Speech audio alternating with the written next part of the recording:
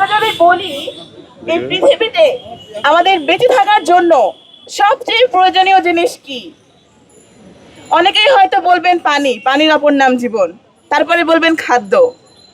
কিন্তু এই খাদ্য ছাড়া আমরা বেশ কিছুদিন বেঁচে থাকতে পারি, পানি ছাড়াও কিন্তু আমরা কয়েকদিন বাঁচতে পারি, কিন্তু অক্সিজেন ছাড়া আমরা কয়েক মিনিটও বাঁচতে পারি না। আমরা অন্যান্য জিনিসগুলো রক্ষার ব্যাপারে যতটা সচেতন, জীবনের জন্য সবচেয়ে প্রয়োজনীয় যে জিনিসটি সেটি রক্ষার ব্যাপারে আমরা এত উদাসীন কেন? আজকের পৃথিবীর উন্নত রাষ্ট্রগুলোতে দেখতে পাই তারা নিজেদের স্বার্থ নিয়ে ব্যস্ত।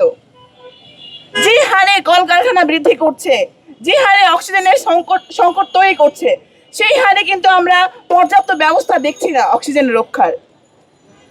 আবার অন্যান্য যে দেশগুলো রয়েছে সেগুলোতেও কিন্তু আমরা দেখছি নির্বিচারে গাছ কেটে ফার্নিচার বানানো হচ্ছে, কিংবা অন্য কোনো কাজে যে আমাদের অক্সিজেন প্রদানকারী যে গাছগুলো সেগুলো কেটে ফেলা হচ্ছে, কিন্তু তার তুলনায় অক্সিজেন প্রদানকারী গাছ সেটা কিন্তু লাগানো হচ্ছে না। এই পৃথিবী আমাদের, এই দেশ আমাদের, এই মানুষদের জন্য আমাদেরকেই ভাবতে হবে।